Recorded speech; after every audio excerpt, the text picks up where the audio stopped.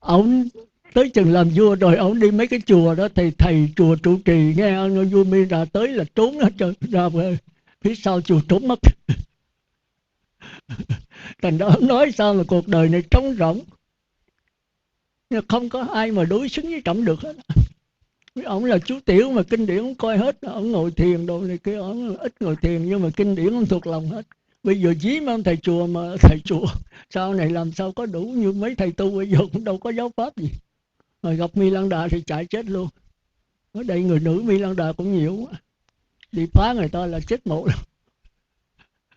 Đó thì sau đó thì ông thầy ông mới xuất hiện, mà cái chuyện cũng thức cười lắm ạ. Thì thôi, ông Na Tiên là mới sanh vào một cái gia đình Bà La Môn. Nhưng mà tôi tới đây giờ chúng ta trả bài thôi, để tôi nói hồi nữa. Vì ăn con nữa thì nó ngon. Thì bây giờ chúng ta trả bài. Thì cái này quý vị coi lại ha. Con mắt, sáu căn, sáu trần, sáu thức. Thì chúng ta nên nhớ mắt, tai, mũi, lưỡi, thân thì thuộc về sắc, thinh, hương, vị, xúc và nhãn, nhĩ, tỷ, thiệt, thân, thức. Thì cái này chúng ta nên nhớ mắt là sinh lý, căn đó, trần là vật lý, thức là tâm lý. Nhưng mà tâm lý này của ngạ quỷ, tức là có một cái cảm giác lờ mờ. Lờ mờ cảm giác thì chúng ta có, đúng là cái này thì không có lạc thọ khổ thọ, mà chỉ có bất lạc bất khổ thôi. Là cái cảm giác là dửng dưng thôi. Chứ loài ngạ quỷ loài ấy mà làm sao mà có sự phân biệt hỷ lạc. Nhưng đây là một cái sự chuyển tiếp thôi. Nếu không có vậy nó làm sao qua cõi người được. Thành ra chúng ta thấy trong kinh đó, thì cái thân của ngạ quỷ, thân súc sanh, khó mà làm người được. Bởi vì nó thuộc về không có tư tưởng, cho nên nó cứ lẫn quẩn trong cái vùng hỗn độn. Thì bên tu tiên kêu là hỗn độn. Mà khi nào nó mới gặp nhau để mà nó làm thân người được. Vì thân người là phải căn trần thức này, ba điểm là phải gặp gỡ nhau mới gọi là xúc. Mà gặp gỡ là khó gặp lắm. Căn là một đống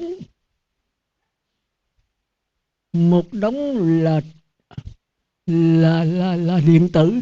Trần cũng là điện tử, mà thức cũng là điện tử, nó quay mù như vậy. Mà khi nào ba cái này mới gặp nhau được. Điểm gặp gỡ của căn trần thức là xúc. Mình tưởng đâu bở. Thành ra trong kinh nói là manh quy phù mộc dĩ kỳ thường, tam giới nan đầu, nan tạo ngộ, vì thánh hiền thiết giáo mạt tha gia, tôi không nhớ. Thì nghĩa là con rùa mù đó, 100 năm rùa đuôi á, 100 năm mới nổi lên mặt biển một lần. Mà nó đi tìm, rùa mù mà đi tìm cái bọng cây. Mà bọng cây trên biển là biết đi đâu, làm sao mà gặp được cái bọng cây. Mà bọng cây có một cái lỗ thôi, mà con rùa nó làm sao chung được trong cái lỗ đó. Thì nó mới tiến qua được. Thì Đức Phật mới hỏi là các tỳ kheo, đất ở trong ngón tay của ta với đất quả địa cầu cái nào nhiều? Thì tỳ kheo nói Đức Thế Tôn, thì dĩ nhiên đất ngón tay có một chút béo à, đất địa cầu quá lớn. Ông nói thân người nó cũng giống như cái đất trong ngón tay, rồi thân của chúng sanh thì giống như cái quả địa cầu. Không dễ gì được thân người đâu. Các con phải làm địa ngục vô gián hữu gián. Vì vô gián tức là chúng ta thấy đất đá. Đời địa ngục hữu gián là có sự sống, là có cây. Mà có cây không phải là ngạ quỷ nha. Chúng ta nên nhớ. Rồi cái cảm giác mới mượn cái gốc cây, cái rễ cây mới phát hiện ra sự sống. Thì sự sống này không phải là rễ cây, chỉ đây là cái cơ quan làm phát hiện cái cảm thọ của cây. Thành ra mấy cây mà lớn 100 năm thì mình đốn cái chúng ta kêu là thọ thần. Sau khi chết là cái linh hồn đó là thọ cảm, thần thức. Mà chúng ta kêu là thọ thần. Thì thọ thần nó còn sống, nó sẽ mang cái thân cây khác. Rồi từ cây nhỏ, từ cái bông, cây nhỏ lên tới bông lớn, rồi lên cái già to, rồi mới lên loài thú nhỏ. Thú nhỏ là con kiến, con sâu, con ruồi, rồi từ từ mới lên rồi thú nhỏ là gà, vịt, rồi mới lên tới con heo, cọp. Thì chúng ta thấy bao nhiêu kiếp, rồi con heo, còn con cọp thấy là voi chúa, voi ấy, rồi mới lên thành làm người. Thì chúng ta biết là bao nhiêu kiếp. Cũng như Xá Lợi Phất mà đi cất cái tịnh xá, cũng dòm thấy một bầy kiến, ông đứng ông khóc. Rồi các cô đọc mới hỏi sao mà Ngài lại khóc. Ông nói tôi thấy bầy kiến này tôi khổ quá. 500 năm về trước nó là loài kiến, mà tới bây giờ 500 năm nó vẫn là kiến. Rồi chừng nào nó mới được mang thân người. Thì chúng ta thấy thân người là khó được trong tứ nan. Thành ra trong tứ nan là nhân thân năng đắc. Thiện duyên năng ngộ. Thiện duyên còn khó nữa, sanh ra đầy đủ căn lành, không có khuyết tật. Mà lợi là được cha mẹ có đạo đức, mình có đạo đức, cả một vấn đề khó. Nhưng đây tôi thấy có người có đạo đức mà cha mẹ lại chướng duyên, không cho con tu. Nó khó vậy đó. Một có người thì có đạo đức ở gần tịnh xá mà lại không thích nghe pháp, trốn hoài. Thì tôi nhắc nhở nhiều khi là có nhiều người ghét tôi. Thì tôi thấy tôi cũng hơi nản đấy. Tôi thì cái tánh tôi nói thẳng, thấy ai đủ điều kiện mà không tu thì tôi hay nói thẳng. Quý vị có khi bực mình với tôi, ông chết đi cho khỏe, còn ông là gặp cái ông cứ rầy hoài gặp là ông rầy. Thì tánh tôi là tôi muốn quý vị đều thành Phật, chứ thành trời tôi cũng không muốn cái chỗ kẹt đó đó. Còn quý vị thích thành trời. Thành trời là giàu sang quan quyền vua chúa, sự sung sướng thanh nhàn của cõi trời. Tôi không chịu cái đó. Quý vị cứ làm phước thì quý vị sanh vào cõi trời. Mà hãy trong cái phước thì quý vị thấy có cái quả ở trong đó. Trong ngày nào mà không có đêm, không có cái vụ đó. Trong cái phước nào mà không có cái quả ở trong đó. Chỉ có làm Phật thôi, chứ còn người trời là vì cái đó luôn luôn. Thành ra tôi biết rồi. Mà quý vị thì thích làm trời, thích giàu sang quan quyền vua chúa. Nhiều khi thích cho mình, thích cho con mình nữa. Rồi mình chướng ngại cho nó, tội nghiệp. Thành ra tôi thấy cuộc đời nó khó tu. Ngoài mặt pháp này, chỉ có mai ra Phật mới độ cõi này được, chứ còn tôi làm không nổi. Thành ra tôi là chính đi cho nó sớm. Nhưng mà Phật tử nó thương mà nó hại mình, nó không cho mình đi. Nó cứ tụng kinh rồi nó hồi hướng, nó xin cho mình ở lợi hoài. Muốn như sư bà hay chùa ông muốn chết là chết không được. Năm nay cũng 91, 92. Thì năm 88 là bà tính đi rồi, bệnh nhiều quá. Tôi lợi lễ bà, lời gặp bà đó, bà lễ mà bà lễ không nổi nữa. Rồi Phật tử bà tới 600-700, 700-800 cả ngàn đó. Tử nữ đó, nó tới 5-6 cái tịnh xá rồi, mỗi cái tụng kinh rồi nó hồi hướng xin cho bà ở lại. Tôi tưởng mình tới tập trung mạnh quá làm sao bà đi được. Nhưng ở lại thì bà bệnh một ngày thì bữa một tiếng bệnh, một tiếng khỏe, tiếng bệnh, tiếng khỏe. Sống làm cái mốc gì nữa. Nhưng có cái điều là chắc bà đắc quả. Cái bệnh thì đau đớn thôi. Một cái khổ là do tư tưởng. Mà chắc bà làm chủ tư tưởng được. Tôi đâu có làm chủ được. Tôi bệnh rồi tôi khổ tôi phiền não tôi nhắm Phật tử là tôi tụng chú đừng có xin tôi nó báo hại tôi là đau đớn chịu không nổi. Còn những người ta đắc quả rồi thì bệnh rồi bệnh như A La Hán, người ta đâu có khổ. Mà tôi nhớ lại câu chuyện của Ngộ Đạo Quốc Sư là tôi lo đó. Trời ơi, 9 kiếp mà là một pháp sư tới 9 nước. Nước này là 9 chư hầu mà phải đến nghe pháp cả mấy chục ngàn người, mấy trăm ngàn người. Mà khi có một cái tâm danh lợi, khi ông vua ông đi bằng 2 cái đầu gối mà dưng cái tòa trầm hương là cái một gã nó vô nó báo thù liền. Thì tất nhiên là tôi biết ông chưa đắc A-la-hán. Ông cũng khổ sở cho tới đi lên núi Cửu Lũng gì đó, lên ngay cây đó rồi lời cái suối mà giải quang ông mới phát nước lên thì ông chịu một vẻ mới nói chuyện. Thì Triệu Thố mới chịu đi, ông mới chấm dứt cái đó là ông ở trên núi luôn, không dám xuống nữa. Mà không biết ông đắc quả gì, tôi nghi là có đắc thánh quả. Nhưng mà chắc chưa bất lai A La Hán, bởi bất lai rồi đâu có khổ, đâu có nhức nhối. Nhức nhối thì có nhức, nhưng mà khổ dĩ nhiên là không khổ. Quý vị phải coi bài kinh 66 này, quý vị biết cái thân nó khác, cái cảm giác nó khác, cái tư tưởng nó khác. Hôm trước thì tôi giảng về tiến trình nuôi dưỡng, tôi giảng rất sơ là mẫu giáo đấy. Bây giờ tôi đi sâu hơn nữa, đi tới đụng cái tiến trình của A La Hán thì mới thôi. Thành ra quý vị chịu khó muốn nghe bài giảng của tôi thì phải về nghiền ngẫm lại. Mà muốn biết quý vị hiểu không, tôi bắt trả bài. Mà trả bài không được cầm giấy nữa, phải ở trong A La Gia quý vị ra. Tức là cái bài kinh 66 phải nhập tâm, tức là vào A La Gia thức.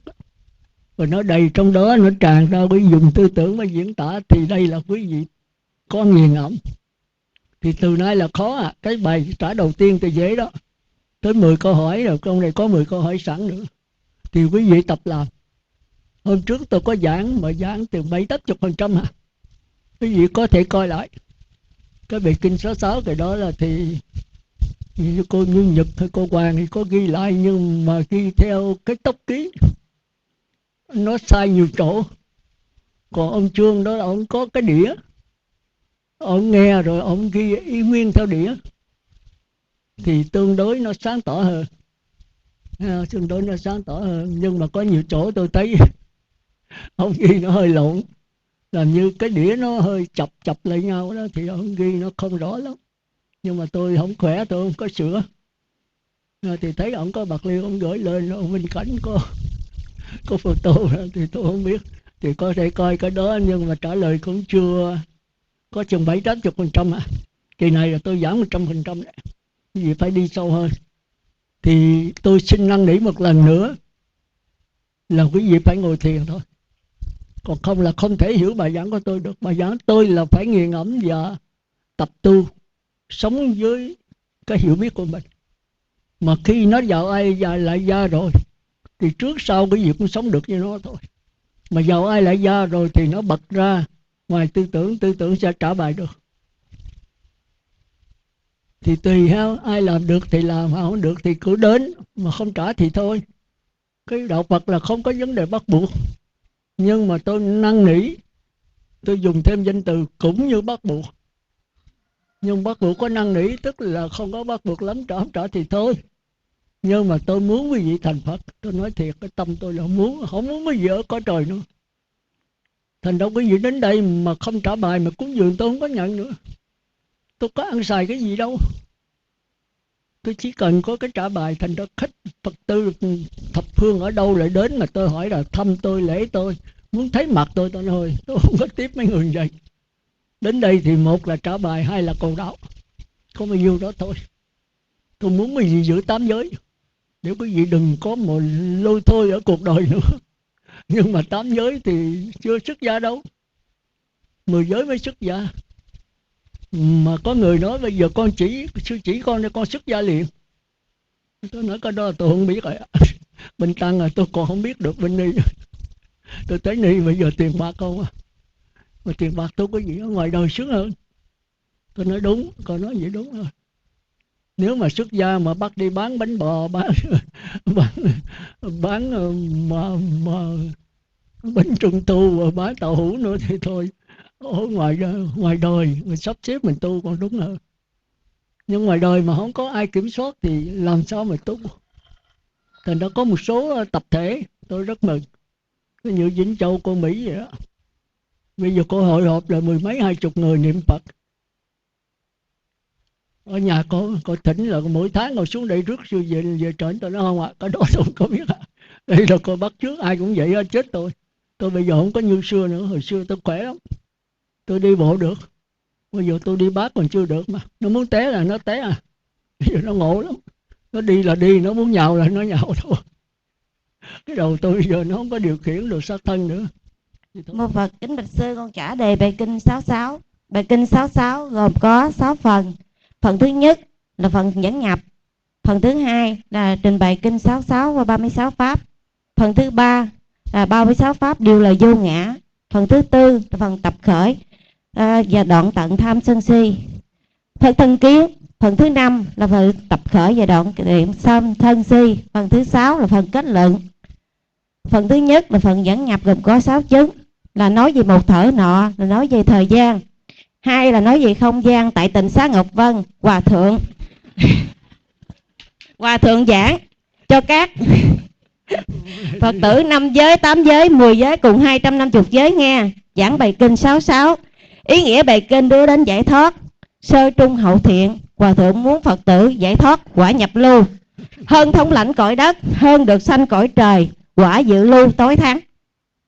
Phần thứ 2 là trình bày kinh 66 qua 36 pháp, nói về sự chiều ngang gồm có 6 căn, 6 trần, 6 thức, 6 xúc, 6 thọ và 6 ái. Nói về chiều dọc gồm có căn gồm có mắt, tai, mũi, lưỡi, thân và ý. Đó là 6 nội xứ về bên ngoài, còn có 6 nội xứ về bên trong.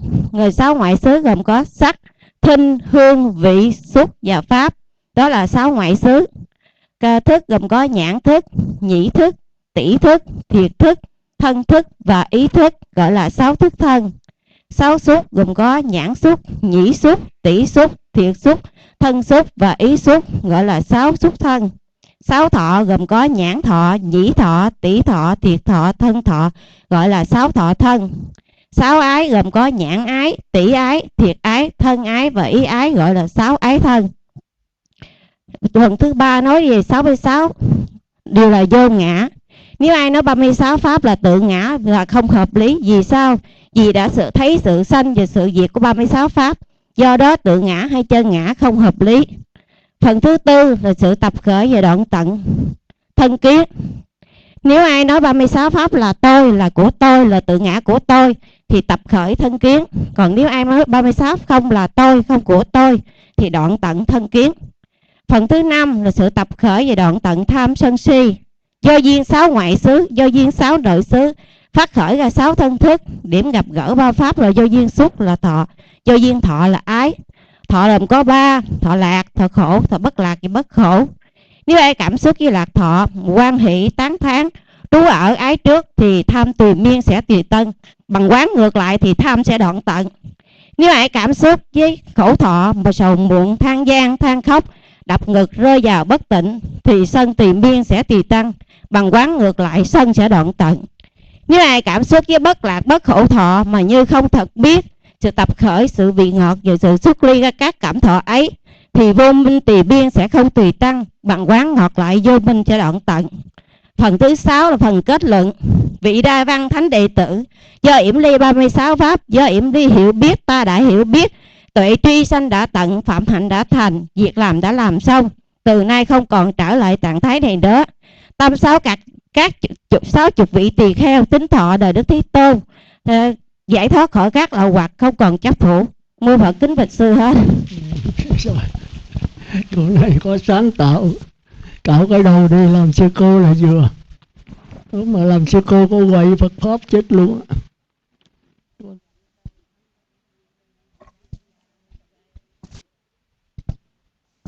Dạ kính bạch sư, con xin trả bài kinh 66. Bài kinh 66 gồm có 6 phần.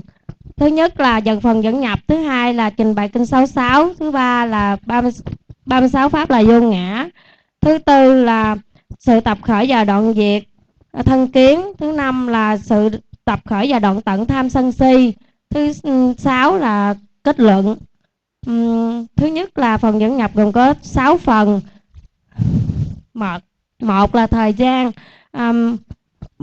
vào một thở nọ là thời gian. Hai là tại tịnh xá cấp cô độc gần Kỳ Đà, thành xá vệ là không gian. Đức Thế Tôn giảng là người giảng, 1250 vị tỳ kheo nghe là người nghe. Bài kinh là 66. Nội dung là giải thoát sơ trung hậu thiện, phạm hạnh hoàn toàn viên mãn thanh tịnh. Hai là trình bày kinh 66 gồm có 36 pháp. Phần thứ nhất là 6 căn gồm có mắt, tai, mũi, lưỡi, thân, ý căn là 6 nội xứ. 6 trần gồm có sắc, thinh, hương, vị, xúc, pháp là 6 ngoại xứ. 6 thức gồm có nhãn thức, nhĩ thức, tỷ thức, thiệt thức, thân thức. Ý thức là 6 thức thân. 6 xúc gồm có nhãn xúc, nhĩ xúc, tỷ xúc, thiệt xúc, thân xúc, ý xúc, gọi là 6 xúc thân. 6 thọ gồm có nhãn thọ, nhĩ thọ, tỷ thọ, thiệt thọ, thân thọ, ý thọ, gọi là 6 thọ thân. 6 ái gồm có nhãn ái, nhĩ ái, tỷ ái, thiệt ái, thân ái, ý ái, gọi là 6 ái thân. Con xin trình bày theo chiều ngang là do duyên mắt, do duyên sắc trần phát hiện ra nhãn thức. Điểm gặp gỡ ba pháp này là nhãn xúc, do duyên nhãn xúc là nhãn thọ, do duyên nhãn thọ là nhãn ái. Do duyên tai, do duyên thinh trần phát hiện ra nhĩ thức. Điểm gặp gỡ ba pháp này là nhĩ xúc, do duyên nhĩ xúc là nhĩ thọ, do duyên nhĩ thọ là nhĩ ái. Do duyên mũi, do duyên hương trần phát hiện ra tỷ thức. Điểm gặp gỡ ba pháp này là tỷ xúc, do duyên tỷ xúc là tỷ thọ, do duyên tỷ thọ là tỷ ái. Do duyên mũi, do duyên hương trần phát hiện ra thiệt thức, phát hiện ra tỷ thức. Điểm gặp gỡ ba pháp này là tỷ xúc, do duyên tỷ xúc là tỷ thọ, do duyên tỷ thọ là tỷ ái. Do duyên lưỡi, do duyên vị trần phát hiện ra thiệt thức. Điểm gặp gỡ ba pháp này là thiệt xúc, do duyên thiệt xúc là thiệt thọ, do duyên thiệt thọ là thiệt ái. Do duyên thân, do duyên xúc trần phát hiện ra thân thức. Điểm gặp gỡ ba pháp này là thân xúc, do duyên thân xúc là thân thọ, do duyên thân thọ là thân ái. Do duyên ý căn, do duyên pháp trần phát hiện ra ý thức. Điểm gặp gỡ ba pháp này là ý xúc, do duyên ý xúc là ý thọ, do duyên ý thọ là ý ái. Con 36 pháp là vô ngã. Nếu ai nói 36 pháp là tự ngã, không hợp lý. Sự sanh và diệt của 36 pháp đã được thấy. Tự ngã, chân ngã, sanh diệt, do đó không hợp lý. Sự tập khởi và đoạn diệt thân kiến. Nếu ai quán 36 pháp là tôi, của tôi, tự ngã của tôi là tập khởi thân kiến. Nếu ai quán 36 pháp là tôi, là không tôi, không của tôi, không tự ngã của tôi là đoạn diệt thân kiến. Sự tập khởi và đoạn tận tham sân si. Do 6 nội xứ, do duyên 6 nội xứ, do duyên 6 ngoại xứ phát hiện ra 6 thân thức. Điểm gặp gỡ ba pháp này là xúc, do duyên xúc là thọ, do duyên thọ là ái. Thọ gồm có 3: thọ lạc, thọ khổ và thọ bất lạc bất khổ. Sự tập khởi thân kiến, sự tập khởi tham sân si. Nếu ai cảm xúc với lạc thọ mà hoan hỷ tán thán trú ở ái trước thì tham tùy miên sẽ tùy tăng. Nếu ai cảm xúc với khổ thọ mà sầu muộn, than van, than khóc, đập ngực, rơi vào trạng thái bất tỉnh thì sân tùy miên sẽ tùy tăng. Nếu ai cảm xúc với bất lạc bất khổ thọ mà không như thật biết sự tập khởi và sự đoạn diệt, sự vị ngọt, sự nguy hiểm và sự xuất ly ra khỏi cảm thọ ấy thì vô minh tùy miên sẽ tùy tăng. Sự đoạn tận tham sân si. Nếu ai cảm xúc với lạc thọ mà không hoan hỷ, không tán thán, không trú ở, không ái trước thì tham tùy miên sẽ không tùy tăng. Nếu ai cảm xúc với khổ thọ mà không sầu muộn, không than van, không than khóc, không đập ngực, rơi vào trạng thái bất tỉnh thì sân tùy miên sẽ không tùy tăng. Nếu ai cảm xúc với bất lạc bất khổ thọ mà như thật biết sự tập khởi và sự đoạn diệt, vị ngọt, sự nguy hiểm, sự xuất ly ra khỏi cảm thọ ấy thì vô minh tùy miên sẽ không tùy tăng. Kết luận, vị Đa Văn Thánh đệ tử Yểm Ly đệ tử Yểm Ly do Yểm Ly các vị đã giải thoát, do giải thoát hiểu biết, tuệ tri sanh đã tận, phạm hạnh đã thành, việc làm đã làm sanh xong, từ nay không trở lui trạng thái này nữa. Các tâm các vị tỳ kheo hoan hỷ tín thọ lời Thế Tôn dạy. Tâm 60 vị tỳ kheo đã được giải thoát ra khỏi các lậu hoặc, không còn chấp thủ. Rồi thì nếu ai quán 16 pháp là tôi, là của tôi, tự ngã của tôi sẽ tập khởi thân kiến, và ngược lại là đoạn diệt thân kiến thì cũng được vậy, nó gọn thì vậy cũng được. Còn tập khởi tham sân si cũng vậy. Nếu ai cảm xúc với lạc thọ mà quan hỷ tán trú ở ai trước thì tham tỳ miên sẽ tỳ tăng. Và ngược lại thì tham tỳ miên sẽ đoạn diệt. Thì nó gọn. Khổ thọ cũng vậy. Sầu buồn tan gian than khóc đập ngực rơi vào bất tỉnh thì sân tỳ miên sẽ tỳ tăng. Và ngược lại không tỳ tăng. Nhưng mà nhớ tới bất lạc bất khổ thì khác ạ. Mà không như thật biết, mà hãy như thật biết thì lại không tỳ tăng, mà như thật biết thì nó sẽ tỳ tăng. Thì cái này quý vị phải để ý đấy. Bất lạc bất khổ thọ mà không như thật biết thì sẽ tỳ tăng, mà như thật biết thì chấm dứt cái tỳ tăng. Thì mà phải ý chỗ đó. Thì cổ có cái sáng tạo đó thì hay, nhưng đừng có bắt chước cổ. Bắt chước cổ có vấn đề ở đầu đó thì tầm bậy đầu bậy. Còn tại tỉnh xá Ngọc Dân rồi ông sư Khang giảng về không gian, là người giảng là sư Giác Khang, hòa thượng Giác Khang. Đừng có bắt chước cái này. Đồng bậy ba. Thành ra quý vị thấy là tại sao mà Đức Phật không cho người nữ xuất gia là cái chỗ này. Thì tôi gửi cho quý vị suy gẫm thêm. Lý do gì mà Đức Phật không cho người nữ xuất gia? Nhưng ông A Nan cũng bực, nói bạch Đức Thế Tôn, chứ người nữ xuất gia có đắc thánh quả hay không? Về mục đích của đạo Phật là đắc thánh quả, là chấm dứt luân hồi sanh tử, là giải thoát khỏi tam giới, chứ không phải là cầu về phước báo người trời. Thì Đức Phật nói người nữ xuất gia còn dễ đắc thánh quả hơn người nam. Tại sao vậy? Nhưng mà nào không có hỏi thêm. Để chấm cho quý vị dấu hỏi, quý vị tự trả lời lấy. Tại sao người nữ xuất gia dễ dàng đắc thánh quả hơn người nam mà lại không cho người ta xuất gia? Là lý do như thế nào?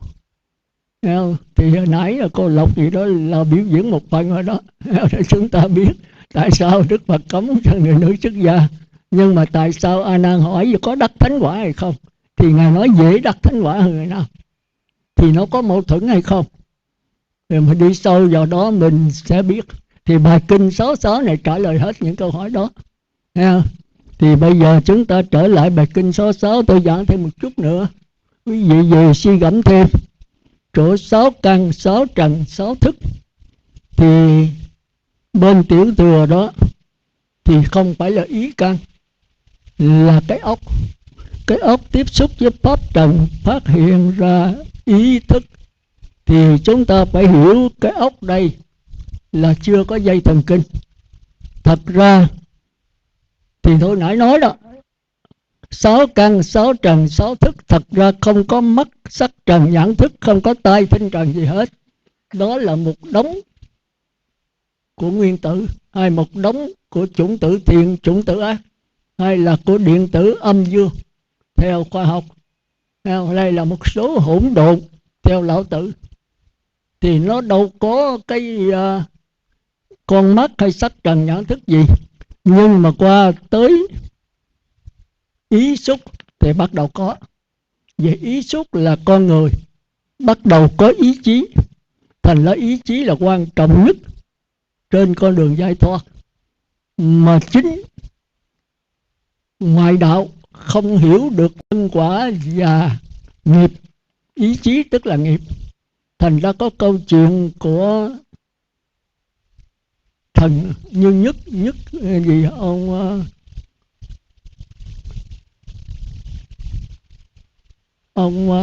nhất gì ông cái gì, ông mà có cái thanh quy của rồi thì ông lập ra cái thanh quy của đạo nhất đó. Thì Bách Trượng đó, thì ông trước đó trụ trì tại cái núi đó. Ông làm trụ trì mà bị đệ tử hỏi một câu mà ông trả lời không xong. Rồi cái đó nó cứ gặm nhấm ông hoài. Ông không thể làm người được, phải làm con cáo già. Cáo già ý nghĩa nói là chồn nói láo. Hỏi bạch thầy, chứ bậc đại tu hành, tức là người đã chứng đắc, có lọt vào nhân quả không? Thì ông nói bất lạc nhân quả. Mà ông đọa 500 kiếp làm cáo già không thoát được. Hết giờ, 4 giờ. Thì Sau đó đó thì nhờ Bách Trường đó trả lời. Bách Trường đó ông hỏi lại đi. Thì nói bậc đại tu hành có lọt vào nhân quả không? Ông nói bất mùi nhân quả. Thì tôi thường nói là bất ly nhân quả. Thì chữ mùi là không mê mờ, tức là thấy một cái sáng tỏ về nhân quả. Thì tôi là không dính mắc vào nhân quả, chứ không phải là thoát khỏi nhân quả. Mà nhân quả tức là 6 căn, 6 trần, 6 thức, cảnh giới của địa ngục, ngạ quỷ và súc sanh nằm ở trong nhân quả. Thì khó mà lên tới cõi người được, bởi vì nó cứ lẫn lộn ở trong. Khi nào có ý chí đó thì bắt đầu mới có cải sửa. Mà có cải sửa thì mới có con mắt, có sắc trần, có nhãn thức. Mà chính do cái sự cải sửa này chúng ta mới bắt đầu khổ đau. Thành ra chúng ta thấy đạo Phật dường như mâu thuẫn. Thật sự ra loài thú, địa ngục, ngạ quỷ, súc sanh, Atula chưa có khổ, hay đúng là không biết cái khổ. Ở trong khổ mà không biết mình khổ thì cái đó mới nặng nhất. Thành ra có Phật tử con lầm chỗ đó. Tôi nói rằng khi mình đau quá thì không còn biết cái đau nữa. Nghĩa là người ngu mà không biết mình ngu thì không có khổ. Mà nói vậy thì con làm vật vô tri vô giác sướng hơn chứ. Cũng như sát thân mà mình đau, mình biết mình đau. Còn khi mà đau nặng quá thì không còn biết cái đau nữa. Cũng như quý vị lấy nghe nói bị kìm kẹp đó. Tôi nghe mấy người ở tù nói là khi mà phạt mà kèm cái da thịt nào đầu thì nó đau lắm. Rồi tới chừng nó đau quá xá rồi không còn cảm giác nữa, không biết đau. Thì họ nói không biết đau thì sướng chứ. Thì tôi mà không biết thí dụ sao, tôi suy nghĩ tôi mới trả lời. Vậy thì thôi được sướng. Không có cảm giác đau thì sướng, phải vậy không? Bây giờ cho bà bán phân đất tội, nửa thân mình không còn cảm giác nữa, bà chịu không?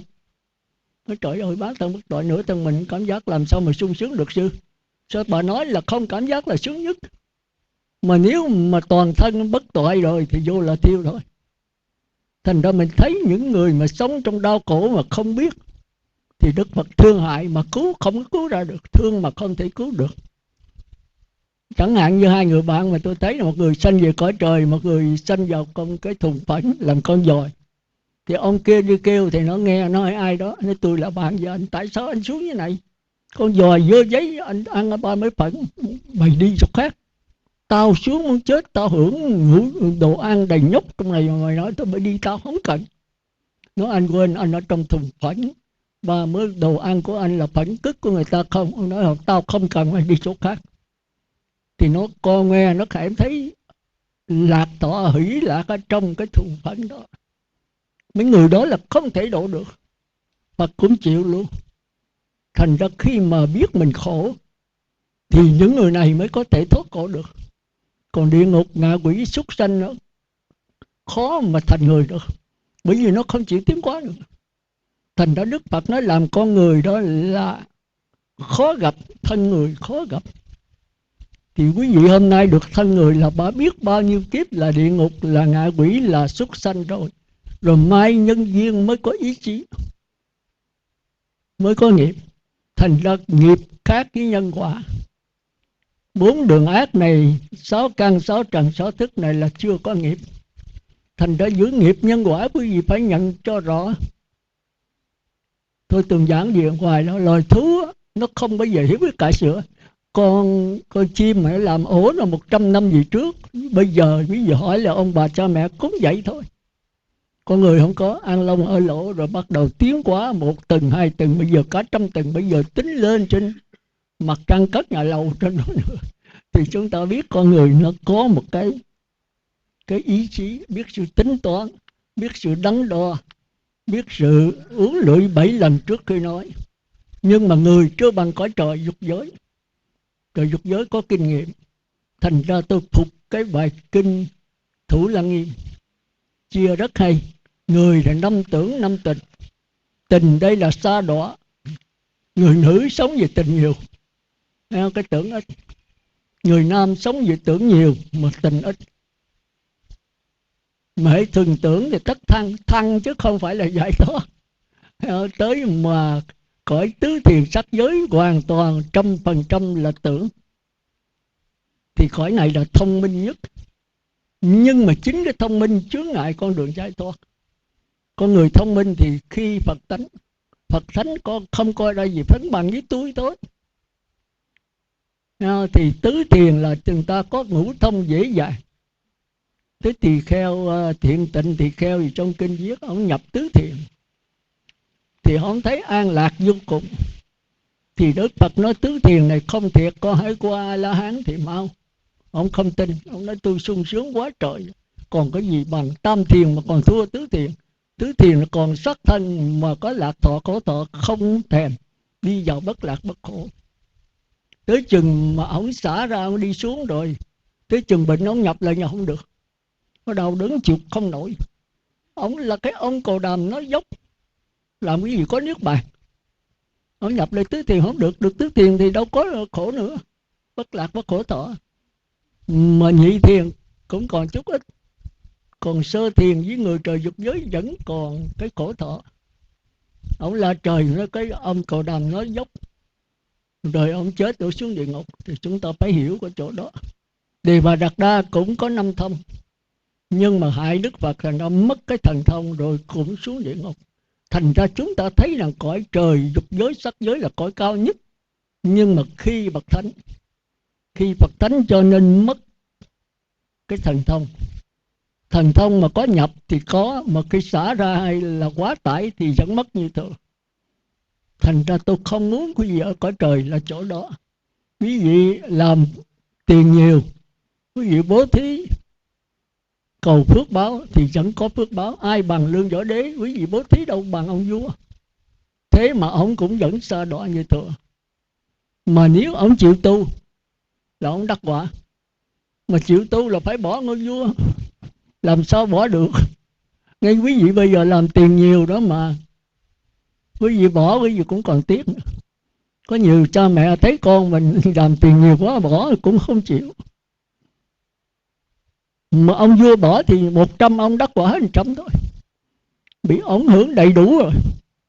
Thành ra Việt kiều bây giờ ngoại quốc nó gì nó tìm miền Nam này để Việt Nam nó để nó tu, bị nó chán ngấy vấn đề vật chất rồi. Còn ở miền Nam Việt Nam mình hay có nước ở bên Đông Á này thì lại muốn nghe Việt kiều ham về bển hưởng vật chất. Mà ở bển thì làm một ngày 8 tiếng, còn thì giờ đâu nữa mà tham thiện, còn thì giờ đâu mà quán xét, phải không có Lộc? Thì về Việt Nam mới thấy cái sung sướng của con người ít vật chất. Mà ít vật chất thì nhiều tinh thần. Tinh thần hưng đó thì vật chất suy đồi, mà vật chất hưng thì tinh thần phải suy đồi. Mà chúng ta sống là sống tinh thần chứ đâu phải vật chất.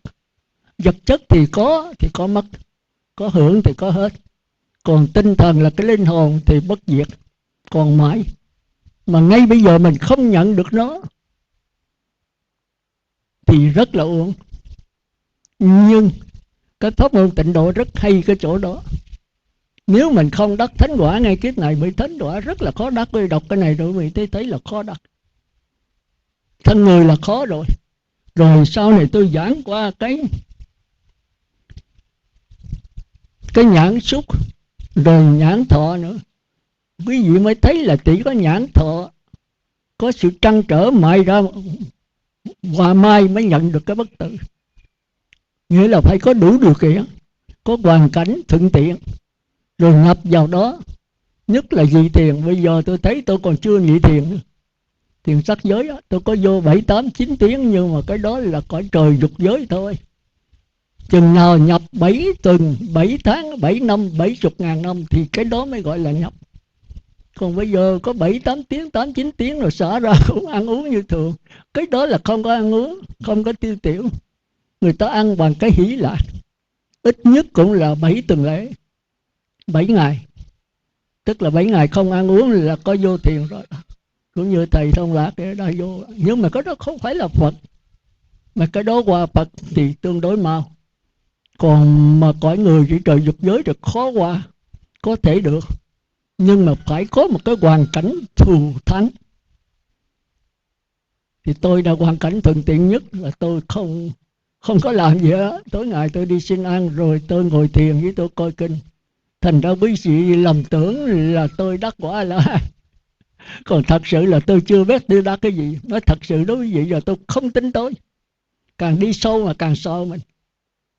Trời ơi, những cái tập khí chiều kia, giờ khi mình thanh tịnh rồi nó hiện lên tùm lum. Rồi mình thấy mình sợ thì mình phải cải sửa. Mình phải lặng lẽ nhận nó. Mà lặng lẽ làm sao nhận được? Không nhận được. Thành ra trong cái kinh đó nói rất hay. Và cái bài mà Phú Lậu Na Xá Lợi Phất rất là hay. Phải lấy cái tư tưởng thiện đuổi tư tưởng ác. Rồi bây giờ mới tư tưởng thiện không mới chặt đứt cái dây xiềng. Thì ở trong Phú Lậu Na cũng y vậy. Giới thanh tịnh, tâm thanh tịnh mới kiến thanh tịnh. Kiến thanh tịnh là mới đổ cõi trời thôi. Tức là cái thức mình trong sáng, nhị thiền, tam thiền, đó mới là cái kiến thanh tịnh. Thấy được các pháp mà thấy lờ mờ thì mới trăn trở lấy cái thiện mà đè tư tưởng ác lại. Bởi vì tư tưởng là chánh, thân khẩu không ăn thua gì. Mà tư tưởng ác nó lấy lừng thì làm sao nhận được cái Phật tánh được. Cái sống mà nó lên cao nó là sống thần, hoặc là nó sống mà nó động, thì làm sao mà nhận được cái nước biển được. Thì làm sao cho cái sống nó nhẹ bớt. Đừng có lên cao, nó chỉ còn lăn tăng thôi. Thì khỏi cần nhận cái dòng nước nó hiện liền. Thì chúng ta phải dùng tư tưởng tốt mà đuổi tư tưởng xấu. Rồi nó còn lăn tăng mới chặt đứt các dây xiềng. Tức là từ cái sống lăn tăng mình nhận thấy cái dòng nước thì không còn dính mắc cái gì hết. Mà cái đó là cả một vấn đề. Làm sao có tư tưởng thiện được? Thì phải giữ giới cho kỹ. Phải sống nhất là cái hoàn cảnh chung quanh. Phải giúp đỡ cho mình. Thì nhờ có hoàn cảnh mà giờ tôi ăn mặc ở bệnh là nhờ Phật tử không? Nhờ tất cả mọi người. Mà Phật tử đau khổ thì tôi làm sao yên được? Phật tử tới đây vậy là Phật, mà ra cõi là ma thì tôi chết rồi. Tôi cũng còn đau khổ, tôi còn phiền não. Sống là sống chung hết tất cả. Tôi nhờ Phật tử phải nhờ tôi. Mà tôi giảng thì nghe tôi mừng. Nhưng mà gặp tôi thì như là Phật, mà ra cõi thì là ma. Thì chúng ta phải hiểu chỗ đó. Kính tôi thì quý vị cố gắng giữ giới, cố gắng đùm bọc lẫn nhau. Cái tâm là quan trọng, còn tiền bạc vật chất là cái phụ thôi. Cái danh là cái phụ, cái lợi là cái ác. Mà chúng ta vì cái danh mà chúng ta không nghĩ tới cái đạo quả của mình. Mà tôi có lỡ mà nói về vấn đề mấy người mà không giữ giới tôi thì tôi bực cái đó. Tôi nói thiệt. Tránh tôi thì đừng có thoa son dội phấn, kẻ chân mày đừng có sức dầu thơm nữa. Có đúng là dầu hôi, dầu thơm tôi chịu không có nổi. Nó mất tiền nhưng mà tôi chịu có mùi đó không nổi. Không phải là tôi sợ cái mùi đó, mà tôi sợ tôi. Nó ghiền. Tôi lánh được tôi mừng quá đi, rồi thời gian nữa rồi tôi hửi hoài, cái tôi dính mắt là tội nghiệp cho tôi. Cái đời tôi là tôi muốn tránh những cái đó. Mà bây giờ nó chưa có quen. Mà nó quen rồi nó ghiền. Nó ghiền thì tôi sẽ luân hồi thôi. Thành ra cái giới lực là cấm những cái đó. Thành ra quý vị đến tôi mà kính tôi, quý vị đừng có sức. Mà sức thì đứng dưới gió, đừng đứng trên gió, tội nghiệp cho tôi. Tôi không phải sợ những cái mùi đó, mà tôi sợ tôi đó. Tôi nói thiệt, bây giờ tôi chưa có tin tưởng tôi. Càng đi sâu vào tôi thấy con người tôi nó phức tạp vô cùng. Mà tôi biết là trực nhận thì nó ra. Nhưng mà làm sao trực nhận cái Phật tánh mình yếu. Thì phải dùng tư tưởng tốt mà đuổi nó, mà đè nó xuống. Mà tư tưởng tốt thì không bảo đảm, đè tới có cái hay quá tải thì nó bực lên thì nó chết nữa. Đè cho tới chừng nào còn tư tưởng tốt thì bây giờ phải trực nhận. Để cho cái Phật tánh nó mạnh lên thì sao tư tưởng tốt xấu gì nó cũng nhận được hết. Thì cái đó phải qua Bất Lai A-la-hán. Thành ra quý vị bây giờ cố gắng mỗi người tự trở về với mình. Đừng có tin tưởng ở tôi tôi còn không tin tôi, quý vị tin tôi làm sao được. Thì tôi hết cái nghiệp, quý vị để tôi tự do đi, đừng có cầu tôi ở lại nữa, tôi không làm gì được đâu. Tôi giảng vậy là hết rồi đó, quý vị nắm cái đó quý vị cứ đi thôi. Còn tôi ở lại thì tôi đau nhất rồi, cái tư tưởng tôi nó phát hiện đó, tôi chưa có làm chủ tư tưởng được. Như sư bà thì có thể, còn tôi là không biết sao. Thấy không? Thì quý vị đôi bài kinh 66 này quý vị coi đó. Rồi nhất là ý căn thì nó có nhất đó. Ý căn như tôi nói nãy mới đầu đó, địa ngục, ngạ quỷ, súc sanh, Atula, thì đó là cái óc, chưa có dây thần kinh. Thì tất cả những cái này, 6 căn, 6 trần, 6 thức là một số điện tử lộn xộn thôi, hỗn độn. Rồi khi mà có ý xúc, tức là ý chí bắt đầu phát hiện, có nghiệp, thì bắt đầu mới cải sửa lại, mới có 6 căn, 6 trần, 6 thức. Mà bài kinh thì đâu thể viết hỗn độn được, thì phải viết theo cái cõi người. Thành ra mới đề là ý căn, thật ra là cái này là cái đầu, cái óc. Rồi khi có ý xúc thì mới kêu là ý căn. Ý căn là sao? Là dây thần kinh ốc. Mà dây thần kinh ốc đó thì là mặt na, là nghiệp. Nó cung cấp chất liệu cho ý xúc. Thì chúng ta nên nhớ cái ý thức này đó, nó có 2 phần. Một phần đó là ở bên trong, do ai lại ra ý thức ngoài ra cung cấp cho nó. Còn cái phần ý thức đầu này là chưa có, chỉ là một cái hồn nhiên mà nó rọi gõ thôi. Cũng như là mắt, sắc trần, nhãn thức, thì tôi mới nói con mắt này nó nhận lấy cái sắc trần, tức là nhận lấy một số hỗn độn, rồi mai ra nó gặp nhau thì mới có bắt đầu là nhãn thức. Nhãn thức cũng là một khối hỗn độn thôi, chúng ta nên nhớ chỗ đó. Mà thối hỗn độn thì nó sống rất hồn nhiên, nó không biết khổ đau buồn chán, giống như con dòi ở trên đống phẫn vậy. Trong kinh ví dụ mình phải, mà cũng chưa phải là con dòi nữa.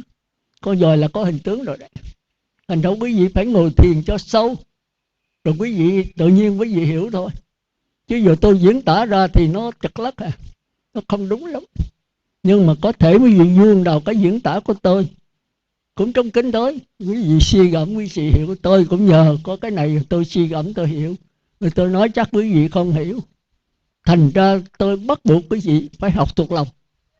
Rồi kế đó phải ngồi thiền. Mà tôi thấy ngồi thiền quý vị cũng không ai đi. Rồi đi thì lộn xộn. Mà tôi thì không có tài tổ chức, tôi đã nói trước rồi. Tôi giảng pháp thì tôi nói thao thao bất tuyệt vậy đó, chứ tôi chưa sống được. Và nhất là hướng ngoại thì tôi là con số không. Tôi thua quý vị xa lắm. Tôi còn phải học hỏi quý vị về cái thuật xã giao ngoài đời. Tôi có đó, tôi nói thiệt vậy. Tôi có biết xã giao là sao đâu. Tôi đi đâu mà đi tiếp xã giao với ai. Tôi thấy tay chân tôi dưng không biết làm cái gì. Nói chuyện tôi không biết nói cái gì. Mà nói chuyện đời tôi có biết cái gì đâu. Mấy chục năm trong này rồi tôi chả biết điện thoại di động, điện thoại bàn gì tôi cũng chả có, đĩa gì tôi cũng chẳng biết bắt tâu gì hết. Tôi là ông sư dốt. Nhưng mà tôi biết là nếu không đi như vậy hướng ngoại thì cái tâm mình nó tạp niệm. Cũng như quý vị giờ muốn tu đâu phải dễ tu. Hướng ngoại đâu quen rồi. Mà hướng nội thì giữ giới. Mà giữ giới bây giờ làm sao giữ được? Thời buổi này làm sao giữ? Nội 5 giới là quý vị giữ không nổi đâu. Tôi bây giờ cũng khó giữ giới. Một nhà sư giữ giới là phải đi hành đạo. Cái tịnh xá này sư trưởng nói là để người già, người bệnh ở. Cái người mạnh khỏe là không ở. Còn tôi bây giờ tạm ở được vì tôi già rồi, rồi bệnh tật nữa. Chứ hồi còn khỏe là phải đi hoài. Cứ đi thì nó giải thoát đó. Nó không dính mắc cái gì hết. Không dính mắc Phật tử. Ở 5-7 bữa 1 tháng là đi chỗ các Phật tử mới rồi. Rồi xin ăn là cấm ngồi ăn 2 lần một chỗ ngồi. Chỗ đó ngồi mai phải ngồi chỗ khác. Cấm ngủ 2 lần một chỗ. Cấm ngồi thiền 2 lần một chỗ. Thì tất nhiên là cảnh mới lạ hoài. Rồi nhờ cái đó cái tâm mình mới nhận được cái bất tử này mới lạ. Chừng đó khỏi đi đâu cũng được. Thì cái đó phải A-la-hán. Thì nhìn cảnh vật luôn luôn là mới lạ. Mới lạ là cái gì? Là một cái khối hỗn độn đó. Cái này cô Khánh Hồng có thường hỏi tôi, con tu hoài mà con có thấy mới lạ đâu. Tôi nói cô đi chơi cho đã đi, thấy mới lạ. Cái không giữ giới là xã giao tùm lum. Trời ơi, cái điện thoại di động một ngày cổ bắt mấy chục lần. Tôi nghe ông Thiện Khoa nói, cổ không có yên sự ơi, cái điện thoại cái động kêu cổ hoài. Cái điện thoại đã hại chết chúng ta. Mấy người buôn bán thì rất cần, còn mấy người tu thì thôi, nếu không được thì đừng có tiếp xúc nó, hoặc là bớt một chút. Mình tắt máy tắt gì đó nghe nó khóa vậy đó thì thôi. Còn tôi là muốn kiếm tôi cũng không biết đâu mà kiếm nữa, cứ kiếm Phật tử thôi. Thì quý vị nhớ cố gắng làm sao giữ giới cho kỹ. Mà giữ giới cho kỹ thì bớt ăn xài một chút. Vì cái miệng, cái thân nó kiện cái tâm mình, làm cái tâm mình tập niệm hoài. Nói tích tích tè tè, đúng là vô đây đó là quý vị điện thoại di động là phải khóa lại hết đó. Nếu không là mất lịch sự. Tôi thấy mấy chỗ họp đó, tôi đi họp mấy lần rồi thì bắt đầu lên trước khi họp là tôi nói về điện thoại di động rồi. Ai có là khóa lại nha. Tích tích tè tè người này chạy ra, vô cái tích tè tè người khác chạy ra, rồi đờn ca tùm lum trước khi nó báo động. Thì quý vị phải biết cái đó. Bớt một chút, bớt hưởng thụ một chút, bớt phương tiện đầy đủ một chút. Không phải tôi biểu đừng phương tiện, phương tiện làm sao sống, nhưng mà vừa phải thôi. Quý vị có buôn bán, có mở cửa hàng lớn này kia đó, có làm cái công ty giám đốc rồi thì quý vị phải có điện thoại di động thôi. Nhưng mấy người đó là không tu được. Thành ra quý vị thấy giới thứ 6 không ngờ cái cao làm việc động là người nào làm vua là không thể giữ giới 6 giới được. Giới thứ 7 không nghe xem hát múa đờn kèn, người nào làm quan là không thể được, phải đi ăn đám ngoài. Giới thứ 8 là không trang điểm, người nào giàu có là không thể được. Đeo vàng, mặc đồ tốt này kia. Nhưng mà đó cô Liên Trà, tôi nói cái nó bỏ, nó hay, nó không giận. Mình đâu có cái gì đâu, buôn bán cái gì đâu mà đeo vòng vàng một đống thì nó chặt nó lấy cánh tay mình, có thù quán gì đâu. Cũng như bên Tây Tạng, trời ơi, ông Phật bằng vàng không à, cả mấy cái chùa cũng làm bằng vàng nữa.